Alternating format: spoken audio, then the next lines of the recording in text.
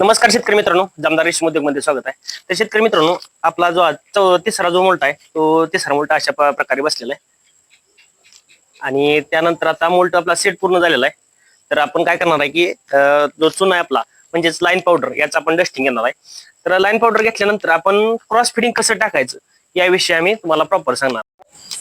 तर शेतकरी मित्रांनो, हे लाईन पावडर म्हणजे चुना, आपण चुन्याचं डस्टिंग अशा प्रकारे आपल्या टोटल बेडमध्ये घेतलेलं आहे. अशा पद्धतीने आपला जो मोल्ट आहे तो सर्व सेट झालेला आहे.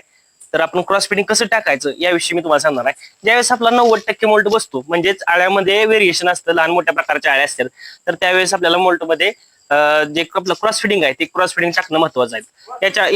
यापासून आपल्याला असा फायदा होतो की ज्या मोल्टमध्ये पाठीमागे राहिलेल्या आळ्या आहेत त्यांचा आपण एक सेपरेट बेड तयार करून त्यांना अजून परत खाद्य टाकून त्याही आपण सर्व आळ्या एक समान घेऊ शकतो. तर शेतकरी मित्रांनो, क्रॉस फिडिंग आता टाकण्याच्या अगोदर आपण चुना मारून घेतलेला आहे. तर चुना मारून झाल्यानंतर आपण ह्या ज्या फांद्या आहेत ती नेहमी आपण पाला अशा पद्धतीने टाकतो. तर अशा पद्धतीने पाला न टाकता आपण काय करायचं आहे की ह्या ज्या सर्व फांद्या आहेत त्या दोन्ही बाजून शेंडा बुडका विरुद्ध बाजूला करून आता एक फांद्या आपण शेंडा तिकडे बाजूला केलेला आहे, तर दुसरा विरुद्ध बाजूला शेंडा करायचा आहे. अशा पद्धतीने आपण शेंडा बुडका या पद्धतीनं आपण जे फिडिंग आहे ते फिडिंग पूर्णपणे पातळ असं द्यायचं आहे. तर शेतकरी मित्रांनो, हे पातळ फिडिंग देण्या पाठीमागचं आणि शेंडा बुडका उलट फिडिंग देण्या पाठीमागचं एक कारण तुम्हाला सांगतो. अशा पद्धतीने जर आपण फिडिंग दिलं तर हा जो टोटल स्पेस आहे तो स्पेस कव्हर होऊन ज्या सर्व आळ्या पाठीमागे राहिलेल्या आहेत त्या वरती येणार आहेत आणि ज्या आळ्यांचा मोल्ट जो सेट झालेला आहे त्या आळ्या बेडमध्ये हायशा राहणार.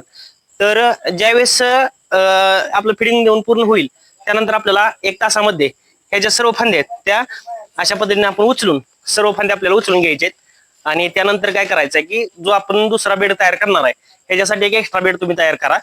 त्या एक्स्ट्रा बेड मध्ये आपण ह्याच्या सर्व फांद्या ते शिफ्ट करून घ्यायचे. याच्यापासून आपला असा फायदा होईल की ज्या काही रोगट किंवा मोल्ट मध्ये पाठीमाग राहिलेल्या सर्व आळ्या आहेत त्या ह्या फांदीवरती येणार आहेत त्या आणि खाली फक्त ह्या बेडमध्ये सुदृढ अशा आळ्या राहणार आहेत. जरी तुमच्या बॅचला रोग किंवा बाकी काही इफेक्ट असतील तर ते फक्त आपण जे क्रॉस फिडिंग टाकून बाजूला काढलेल्या आळ्या असतील त्याच्यामध्ये हा फक्त इफेक्ट किंवा रोग राहील.